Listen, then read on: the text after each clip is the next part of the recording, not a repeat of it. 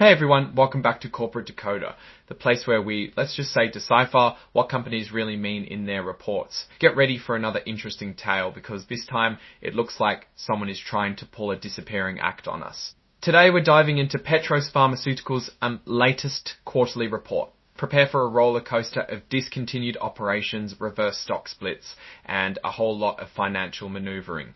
It's like watching a magic show, but instead of rabbits, they're making profits disappear, or at least trying to FTID before we get started dissecting this interesting corporate document. Be sure to subscribe for straightforward analyses and check out our Discord community, link in the description. First off, let's talk about what Petros Pharmaceuticals actually does. They used to be in the business of erectile dysfunction treatments, selling Stendra and vacuum erection devices, but they're pivoting fast. They're trying to become a big player in the self-care market, aiming to make over-the-counter drugs more accessible. To do this, they want to create a tech platform to help people decide if they're right for certain medications. Now for something that might make your head spin, a reverse stock split. Basically, they shrunk the number of shares to try and boost the price per share. Effective April 30, 2025, instead of having 25 shares of small pizza, they'd have one big one now. It's not free money, just a different way of representing it. What's this going concern bit all about? Well, it means there's substantial doubt if they can pay their bills in the next year. As of March 31, 2025, they had about $8.9 million in cash, but were losing money. To fix this, they are trying to get money through sales, and they may also sell stock. This paragraph says that the auditors are raising questions about whether Petros can continue to operate in the long term if they don't do something fast. Now let's fast forward to some actual numbers, but first remember that the disappearing act that involved discontinued operations means they are getting rid of their old businesses that weren't making money or were losing money. Let's see the current cash. As of March 31, 2020, $18.645. That at the 931,000, they had $1,718.64. He $5 at the end of last year. That is great growth. In comparison, they had $1,000 and $718.645 take into account liabilities. The current liabilities, on the other hand, are pretty hefty. $27,131,984 versus $18,665 last year. So they have a lot more cash, but also a lot more they have to pay in a very short time. This could give some companies a bit of a cash flow headache. Here is one of the interesting numbers in this filing, how much it lost per share in their continuing operations. The loss was a whooping $8.46 per share. Last year, the company lost 28 yuan fen per share from continuing operations. So they are improving by selling the stuff that was losing them money. Good. Another interesting number, the net loss per share for their discontinued operations was 91 cents. Last year, that was a 13.38 loss per share for those same, now discontinued operations. Basically, selling the old businesses means the company is doing better in the areas that make them lose money. Checking the cash flow is crucial, and in that department, they're not looking too hot.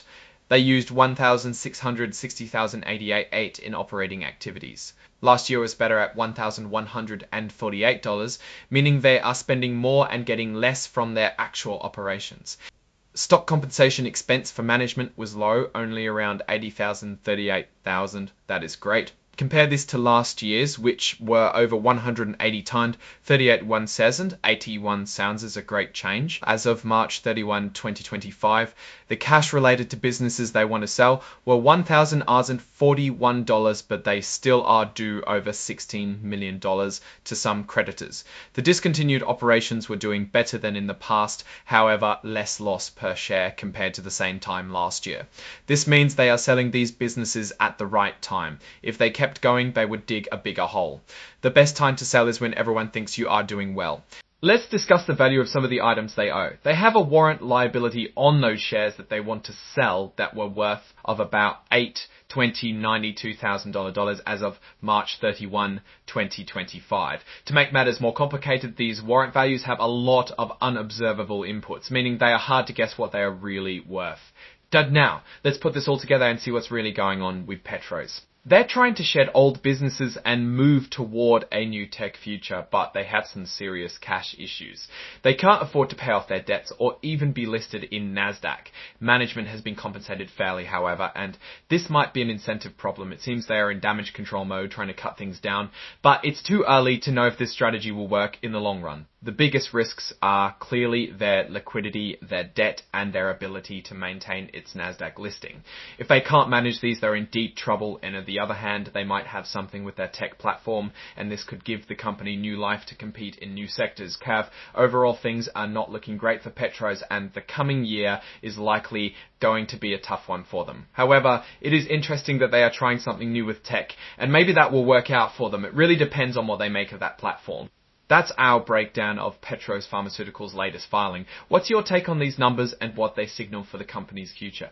Drop your thoughts in the comments. If this analysis was valuable, hitting that like button really helps, and subscribe for more deep dives. Don't forget to check out the Discord in the description. Thanks for watching. See you next time.